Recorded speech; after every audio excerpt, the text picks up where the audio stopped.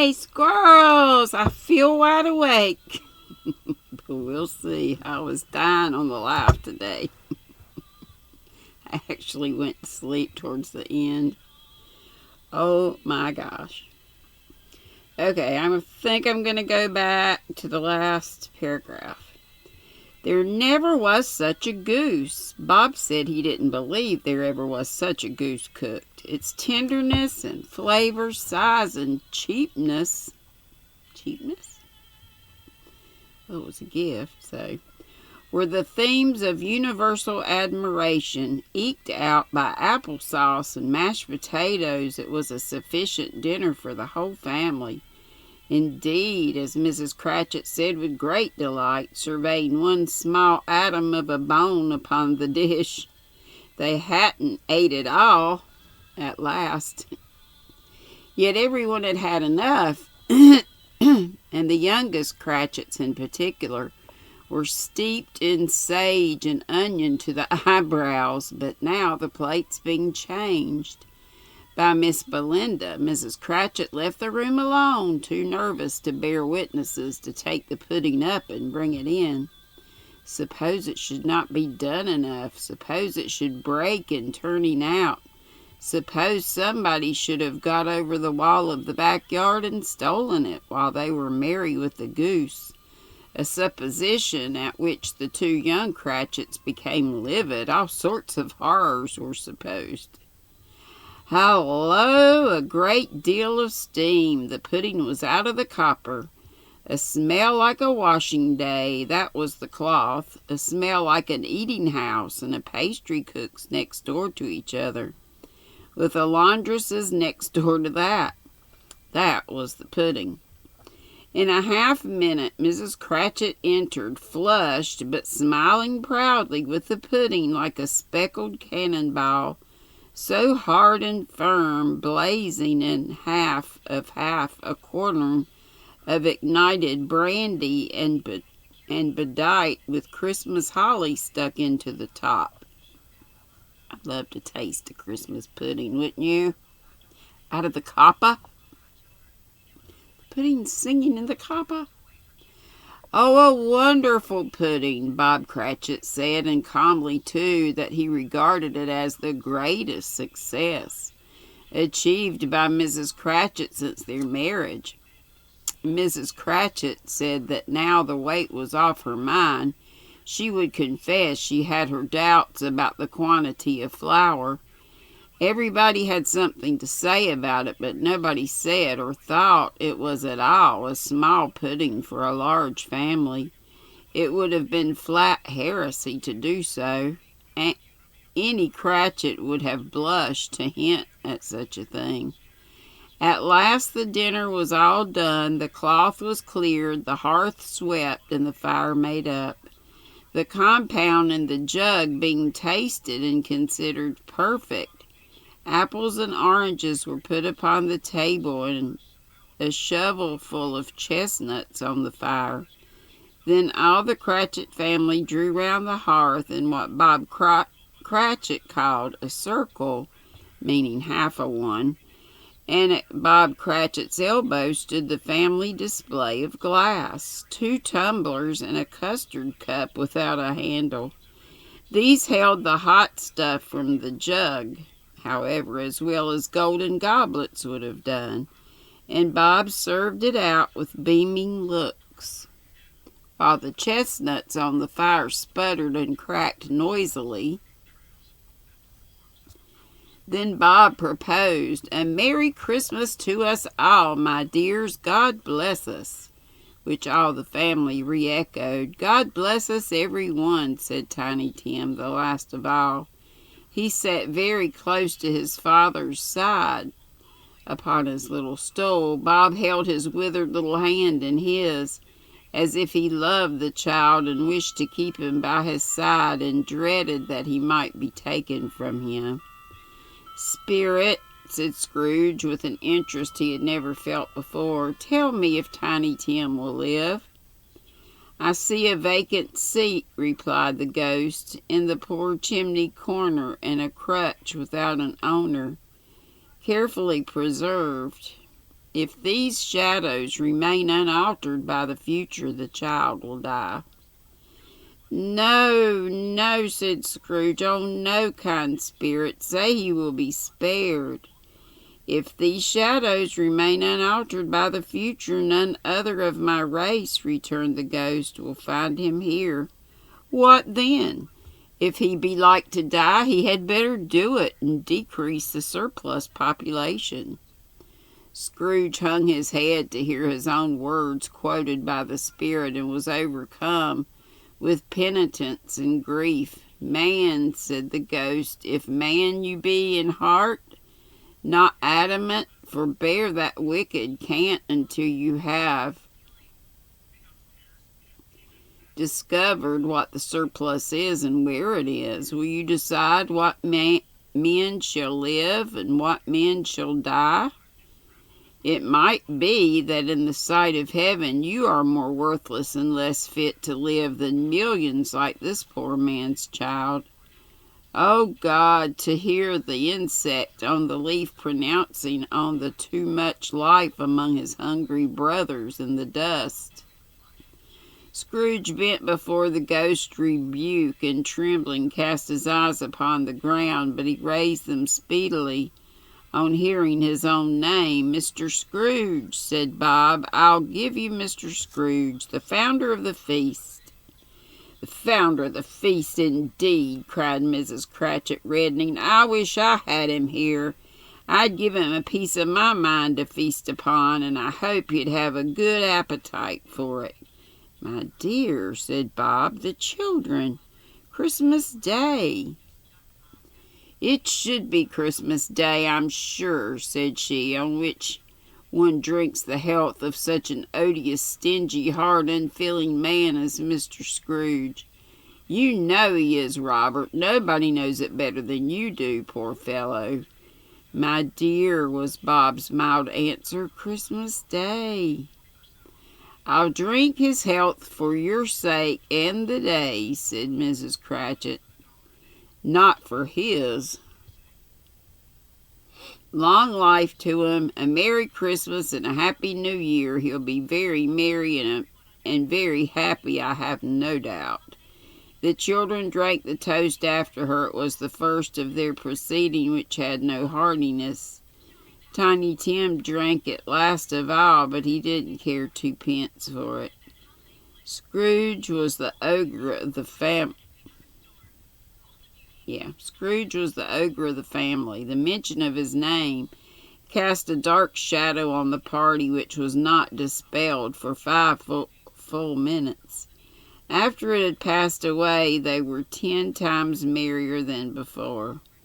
From the mere relief of Scrooge, the baleful being done with, Bob Cratchit told them how he had a situation in his eye for Master Peter, which would bring in, if obtained, full 5 and 6 pence weekly. The 2 young Cratchits laughed tremendously at the idea of Peter's being a man of business, and Peter himself looked thoughtfully at the fire from between his collars, as if he were deliberating what particular investments he should favor when he came into the receipt of that bewildering income. Martha, who was a poor apprentice at a milliner's, then told them what kind of work she had to do, and how many hours she worked at a stretch, and how she meant to lie abed tomorrow morning for a good long rest. Tomorrow, being a holiday, she passed at home. Also, how she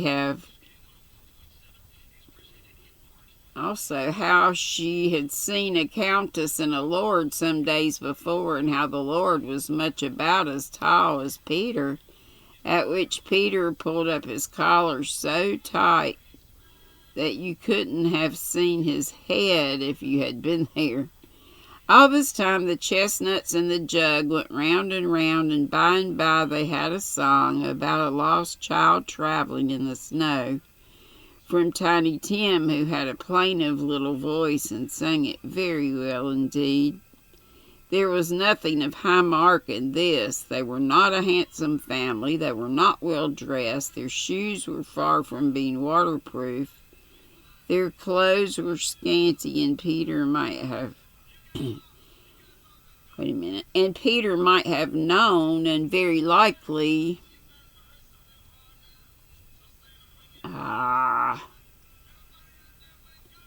very likely did the inside of a pawnbroker's, but they were happy, grateful, pleased with one another, and contented with the time, and when they faded, he looked happier yet in the bright sprinklings of the Spirit's torch at parting. Scrooge had his eye upon that, and especially on Tiny Tim until the last. By this time it was getting dark and snowing pretty heavily, and as Scrooge and the Spirit went along the streets, the brightness of the roaming fires and kitchens, parlors, and all sorts of rooms was wonderful. Here the flickering of the blaze showed preparations for a cozy dinner with hot plates. With hot plates baking through and through before the fire, and deep red curtains ready to be drawn to shut out cold and darkness. There all the children of the house were running out into the snow to meet their married sisters, brothers, cousins, uncles, aunts, and be the first to greet them. Here again were shadows on the window.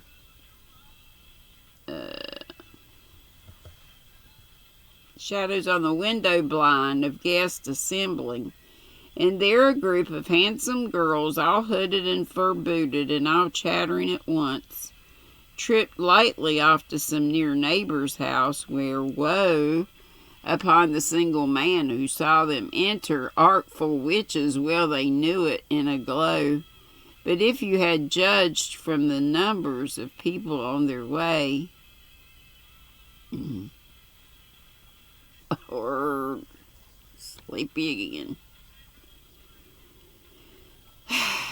on their way to friendly gatherings, you might have thought that no one was at home to give them welcome when they got there. Instead of every house expecting company and piling up its fires half chimney high, blessings on it, how the ghost exulted, how it bared its breadth of breast and opened its capacious palm and floated on outpouring with a generous hand its bright and harmless mirth on everything within its reach. The very lamplighter who ran on before,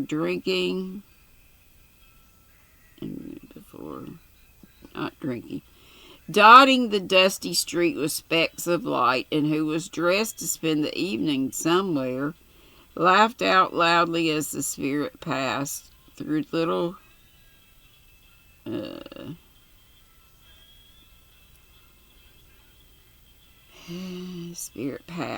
little kenned the lamplighter that he had any company but Christmas. And now, without a word of warning from the ghost, they stood upon a bleak and deserted moor, where monstrous masses of rude stone were cast about, as though it were the burial place of giants, and water spread itself wherever so it listed, or would have done so, but for the frost that held it prisoner, and nothing grew but moss and furze, F-U-R-Z-E, and coarse rank grass.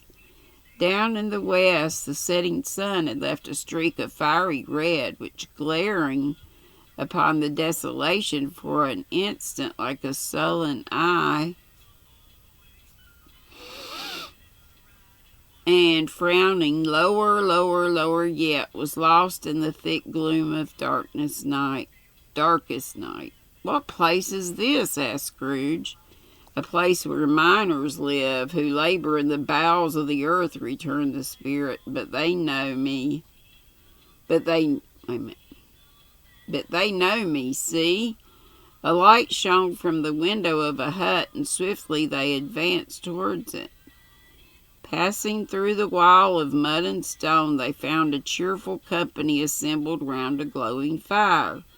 An old man and woman with their children and their children's children, and another generation beyond that, all decked out gaily in their holiday attire.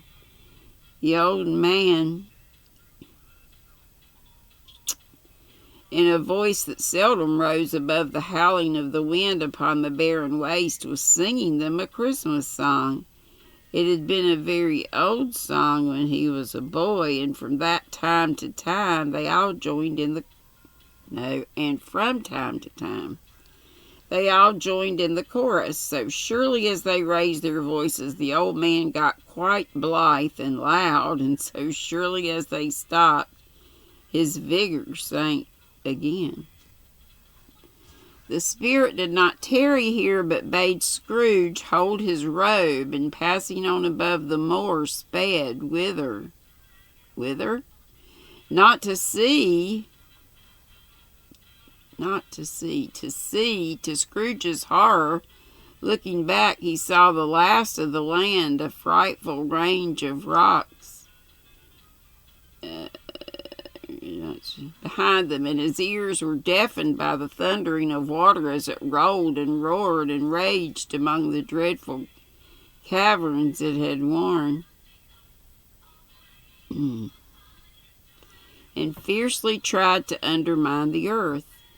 Built upon a dismal reef of sunken rocks, some league or so from shore, on which the waters chafed and dashed, the wild year through there stood a solitary lighthouse. Great heaps of seaweed clung to its base, and storm birds, born of the wind, one might suppose, as seaweed of the water, rose and fell about it like the waves they skimmed. But even here, two men who watched the light had made a fire that through the loophole in the thick stone wall shed out a ray of brightness on the awful sea, joining their horny hands over the rough table at which they sat. Horny hands. It's rough. They wished each other Merry Christmas in their can of grog, and one of them, the elder too, with his face all damaged and scarred with hard weather as the figurehead of an old figurehead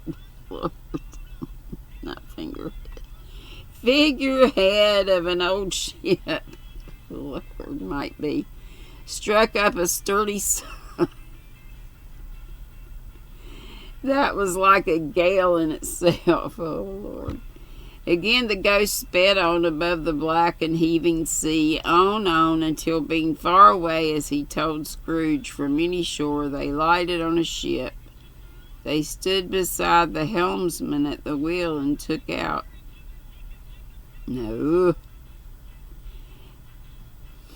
They stood beside the helmsman at the wheel, the lookout in the bow, the officers who had the watch, dark ghostly figures in their several stations. But every man among them hummed a Christmas tune, or had a Christmas thought, or spoke below his breath. Golly gosh. Cataracts are the pits.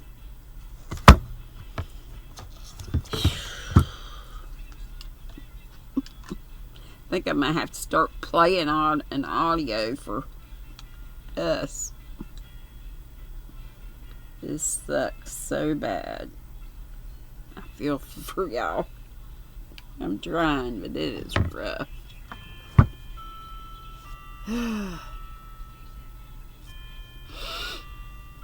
There spoke below his breath his companion of some bygone Christmas day, with homeward hopes belonging to it. and every man on board, waking or sleeping, good or bad, had had a kinder word for another on that day than on any other day in the year, and had shared to some extent in its festivities, and had remembered those he cared for at a distance, and had known that they delighted to remember him. It was a great surprise to Scrooge, while listening to the moaning of the wind and thinking what a solemn thing it was to move on through the lonely darkness over an unknown abyss, whose depths were secrets as profound as death. It was a great surprise to Scrooge, while thus engaged, to hear a hearty laugh. It was a much greater surprise to Scrooge to recognize it as his own nephew's, and to find himself in a bright, dry, gleaming room, with the Spirit standing smiling by his side, and looking at that same nephew by his side in affability. "Ha, ha," laughed Scrooge's nephew. "Ha, ha, ha.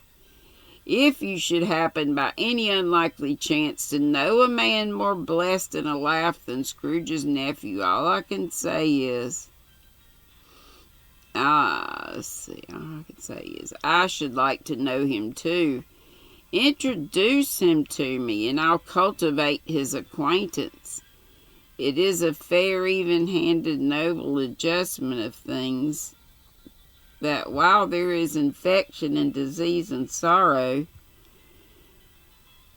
there is nothing in the world so irresistibly contagious as laughter and good humor." When Scrooge's nephew laughed in this way, holding his sides, rolling his head, and twisting his face into the most extravagant contortions, Scrooge's niece by marriage laughed as heartily as he, and their assembled friends being not a bit beforehand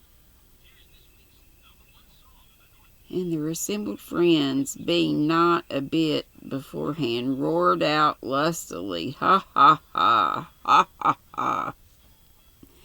He said that Christmas was a humbug, as I live," said Scrooge's nephew. "He believed it, too. More shame for him, Fred." I'm going to sleep.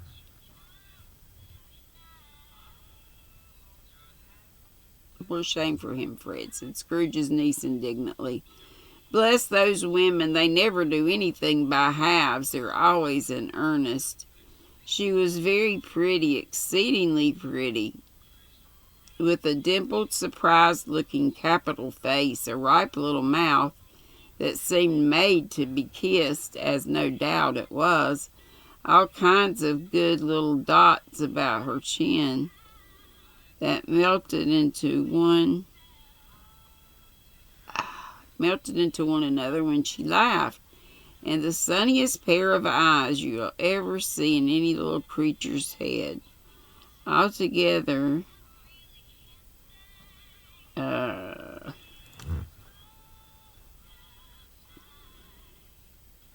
melted into one another when she laughed, and the sunniest pair of eyes you ever saw in any little creature's head. Altogether, she was what you would have called provoking, you know, but satisfactory. "He's a comical old fellow," said Scrooge's nephew. "That's the truth. Not so pleasant as he might be. However, his offenses carry their own punishment, and I have nothing to say against him." "I'm sure he's very, very rich, Fred," hinted Scrooge's niece. "At least you always tell me so." "What of that, my dear?" said Scrooge. Said Scrooge's nephew. "His wealth is of no use to him. He don't do any good with it. He don't make himself comfortable with it. He hasn't the satisfaction of thinking. Ha, ha, ha." that he is ever going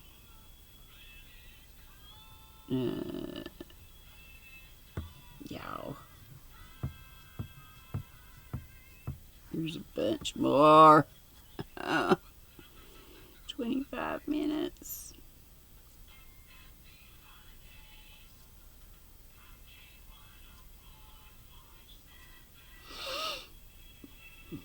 Okay, I'm gonna have to stop there, y'all. I'm so sorry. 7th will be time for another B12. Please, dear Lord, let that help me. Love y'all. Be sweet, don't be ugly.